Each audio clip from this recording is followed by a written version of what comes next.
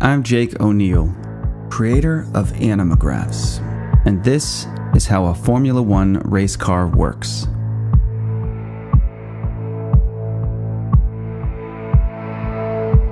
Let's start with aerodynamics, which is how the car interacts with and moves through the air around it.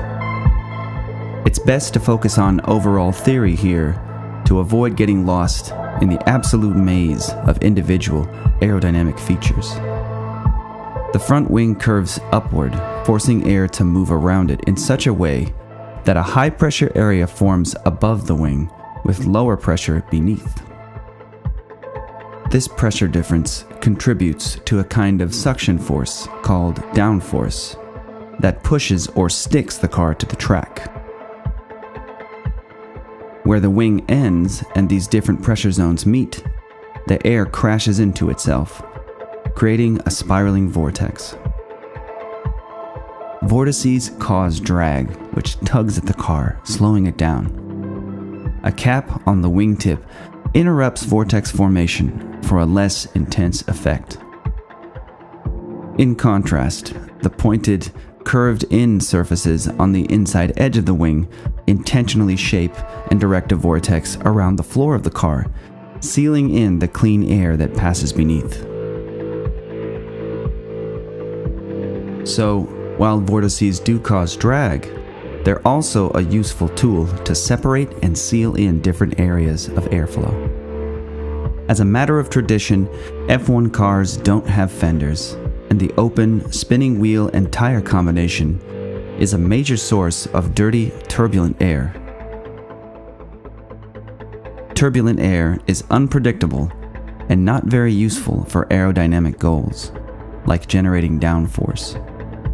Directly behind the tires, the barge boards condition or clean up some of this airflow while also pushing lots of dirty air away from the body.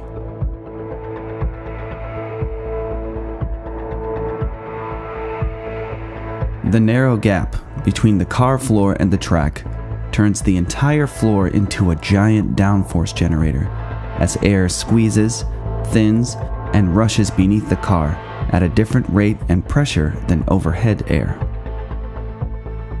The floor has a forward tilt or rake that creates very low pressure at its narrowest point, but allows air to more smoothly rejoin ambient air pressure as it flows out the back. A diffuser at the rear amplifies this goal, with its more pronounced upward curvature. The diffuser has vertical vanes to control and direct the massive vortices that form behind the car as air pours out from underneath.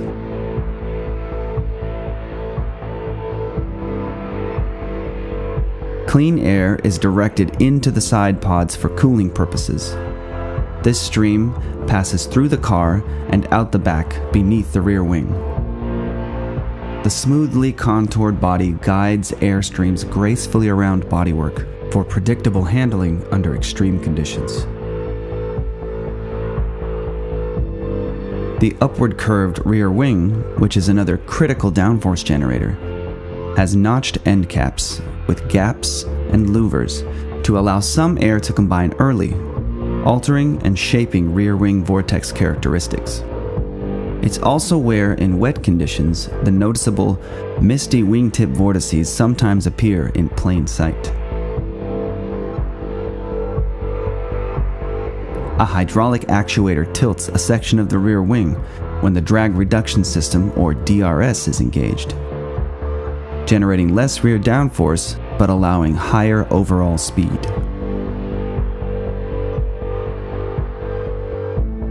The massive area of dirty air behind the car can make it difficult for other cars to approach and overtake.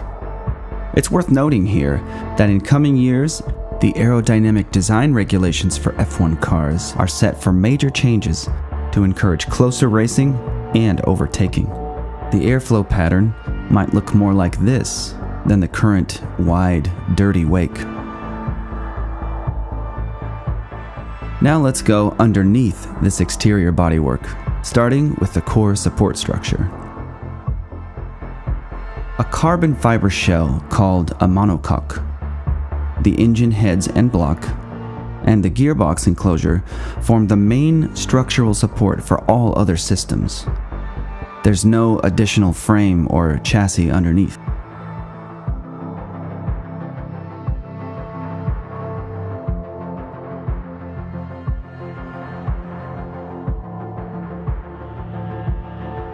Suspension.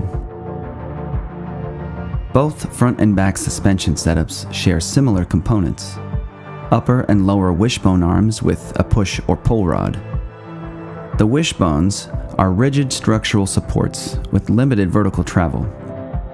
At the front, where heat isn't an issue, wishbones are directly attached to the monocoque and have simple flexure joints designed to bend under load.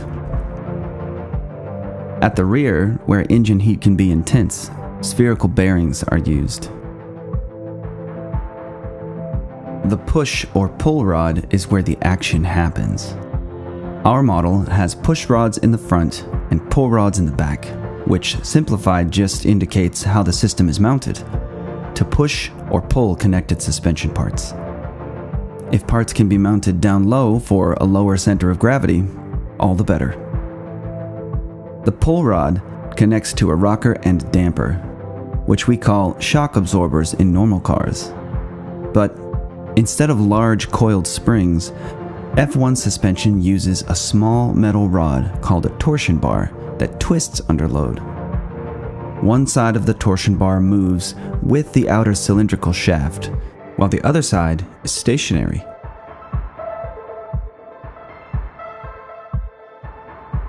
Both independent suspension sides are linked to a central roll bar that twists to limit body roll.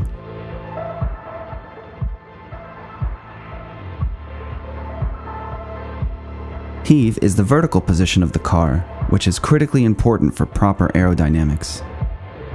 The heave spring and damper cleverly come into play when both sides move up or down together, for example, during acceleration or braking, but are mostly inactive for other movements. The heave spring in our model is a stack of flexible, cone-shaped washers that compress together under load. Washers can be added or subtracted for fine adjustments.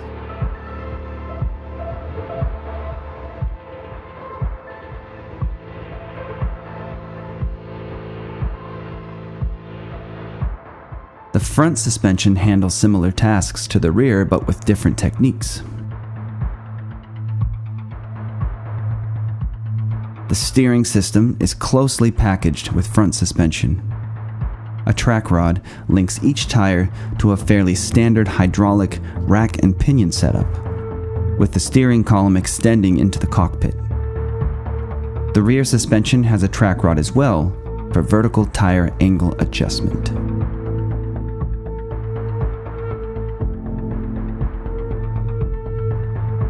All wheels must be attached to the car with wheel tethers. These are strong cables that keep wheels connected to the car in the event of an accident. They're required to pass through more than one suspension element for increased safety. With few exceptions, most exposed suspension elements are either made from or bonded with carbon fiber for better aerodynamic forms. This is another major reason suspension parts are packaged inside bodywork, away from outside air wherever possible. Braking system. A master cylinder and reservoir controls and stores hydraulic fluid for braking. F1 cars have 2 master cylinders and accompanying reservoirs for front and rear brakes respectively. The cylinders are mounted to the brake pedal on one end and a threaded brake bias screw on the other. This bias screw is electronically controlled and can be adjusted on the fly as directed by the driver. The screw position allows different pressure to the front or rear brakes. Brake lines snake through suspension elements to the brake caliper and shoe assembly. Intense brake heat must be precisely managed, so the entire inner wheel assembly is covered by a ducted carbon fiber shroud. The front wing helps direct air into the brake ducts and through the inner wheel for cooling. The calipers are mounted at the lowest possible position for proper brake bleed. That is, ensuring troublesome air bubbles can escape hydraulic brake lines, while maintaining a low center of gravity. The brake discs and shoes are made from a carbon-based material. The disc has thousands of small holes extending from the center outwards for maximum cooling effect. The rear brakes have a similar design strategy, but have become smaller in recent years with the addition of the MGU-K, or Motor Generator Unit Kinetic. The MGU-K is geared to the crankshaft and functions as an electrical power generator to charge an onboard battery as driven by a portion of rear braking forces. A computer mounted inside the gearbox enclosure manages and balances this complex braking system.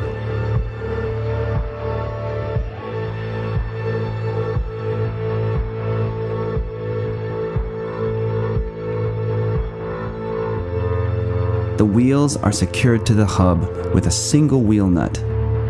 Metal retention pins keep the nut securely in place. A specially designed wheel gun pushes these pins down when removing the nut.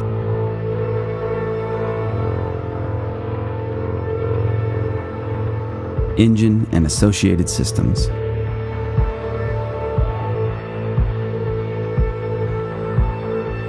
F1 cars use 6 cylinders in a V configuration. The pistons are somewhat flat and small to suit the high revving engine. Intricate exhaust headers feed a comparatively massive turbine at the rear of the engine, which is part of a split turbocharger design that separates these normally stacked turbo components. Red-hot exhaust gases drive the turbine wheel, which in turn spins the front-mounted compressor wheel, drawing in and compressing huge quantities of air. All this pressure adds unwanted heat to the incoming air, so one entire side pod is dedicated to the intercooler.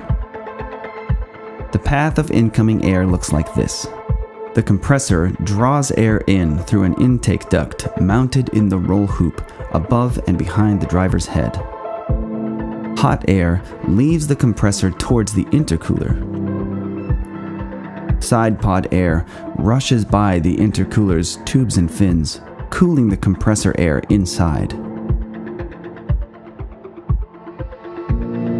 The now cooled air passes through the special split ducting that feeds separate intake plenums. These are chambers designed to keep air pressure balanced between cylinders. Intake trumpets extend into the plenums for specially tuned air delivery to each cylinder. The side pod air flows by and cools the engine and other internal parts on its way out the back of the car. The exhaust section of the turbo has dual wastegates corresponding to each exhaust input to vent off excess gases when needed. Wastegate pipes follow the main exhaust pipe out the back. A high-tech heat recovery unit sits between these turbo compartments, called the MGU-H, or Motor Generator Unit Heat. Excess heat from turbo gases drives this unit to act as an electric generator to charge the onboard battery. Energy Recovery System. The MGU-H and the previously shown MGU-K together make up the hybrid functionality of the modern F1 car. Both units generate electrical charge for the battery. Once sufficiently charged, the battery can send power back through the MGU-K unit, which, again, is geared to the crankshaft. In this way, the MGU-K can generate an additional maximum 160 horsepower, or as much as a small separate car engine. Cooling. Various additional radiators for cooling occupy the opposing side pod. This includes the main engine cooling radiator, an oil cooler, and a battery cooler. An additional bank of radiators sits in the path of a separate roll hoop air duct to cool hydraulic oil, gearbox oil, and the MGU H and K systems. F1 teams may locate specific radiators in different positions than I've shown here, though the general available spaces will be similar. They may also use water-driven intercooling for turbo air, in contrast to the simpler air-to-air setup I've chosen. Fuel tank. The fuel tank, also called a fuel cell, is a nearly puncture-proof Kevlar bladder lined with rubber. It occupies an isolated compartment in the carbon fiber monocoque shell and fills all available space. F1 fuel cells can hold an incredible 30 to 40 gallons of fuel, which is just enough for a single race, as pit stop refueling is not allowed. These cars get an estimated 4 to 6 miles per gallon of fuel. The tank has various internal baffles with one-way valves to tame the sloshing liquid under incredible racing forces.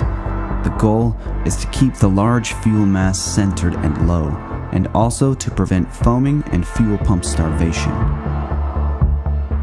The engine oil tank is placed between the engine and fuel cell. Gearbox. The 8-speed gearbox, 7 forward plus 1 reverse, sits behind the engine in its own aluminum cartridge. The rear differential gears connect to rear axles with special tripod joints that allow spinning axles to tilt with the rear suspension movement. Safety systems. F1 cars have robust safety systems. The rear crash structure protects against rear impact. Side crash structures are concealed within the aerodynamic bodywork. The removable front nose section handles front impact, and the all-important monocoque forms a protective cocoon around the driver. Also attached to the monocoque, a halo device which was implemented in 2018 for additional driver safety, and a roll hoop. The driver's helmet is kept within a specific angle from the roll hoop to the body for maximum protection in the event of a rollover. Cockpit. F1 racing seats are crafted from molds taken from a specific driver's body. The driver sits in a reclined position, almost like laying semi-upright in a hammock. A 6-point harness keeps the driver in place. The seat wraps around the driver's body wherever possible, and safety structures surround the helmet area. Drivers wear a special brace called the Hans, or head and neck device, to limit head movement in adverse conditions. A connected strap clips to either side of the helmet, and the shoulder harness straps keep the device pressed against the driver. A drinks tube extends over the shoulder. It's connected to a small fluid reservoir to keep drivers hydrated while racing. Drivers use different helmet front and rear spoiler designs to keep their helmets from lifting or moving around with sometimes dramatically shifting air pressures. In recent years, the visor opening has further narrowed to protect the more fragile visor area from puncture or breakage. Cockpit design makes efficient use of all available space, such that drivers must remove the steering wheel to exit the car. Steering wheel. This is the famed Formula One steering wheel. Drivers mostly don't need to remove their hands from the wheel for steering, so the wheel doesn't need to be round. A customizable display at the center shows the current gear as the largest item, along with things like lap times, tire and brake temperatures, average speed, and so on. The daunting array of knobs, dials, and LEDs gives drivers and teams fine controls that can be adjusted on the fly during a race. Clockwise from the upper left, there's the energy recovery system dial to control the MGU H and K, left and right menu navigation buttons, a push-to-talk radio switch for team communication, LED warning lights for critical systems. A row of LEDs across the top of the display acts as a rev counter and shift light system. The launch control switch, which is turned on for race starts and off when racing. The brake balance dial for front and rear brake bias. A pit limits button to automatically impose things like pit lane speed and acceleration restrictions. An engine mapping dial to alter engine performance characteristics. DRS toggle button. Rear differential lock open or closed adjustment with separate turn entry and turn exit adjusters. The drinks dispenser button. More settings navigation buttons.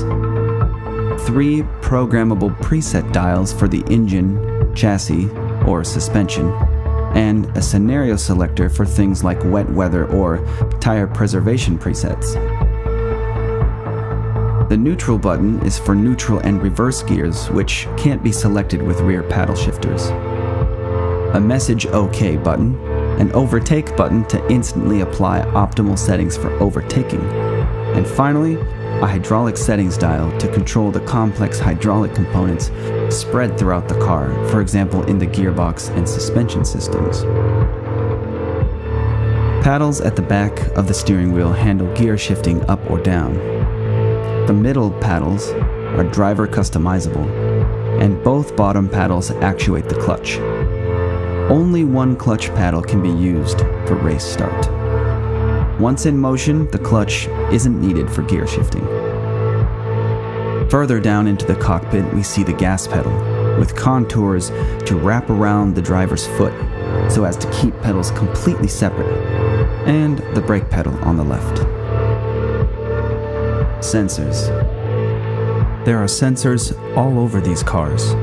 For example, a pilot tube at the front measures airspeed.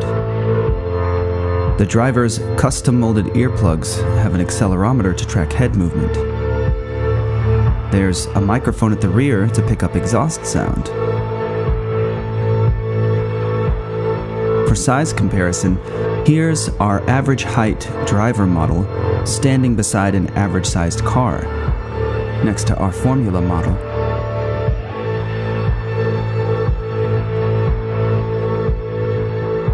It's important to note that even with the level of detail I've strived to attain here, the complexity in F1 cars feels almost endless, in a way that truly tested my research abilities.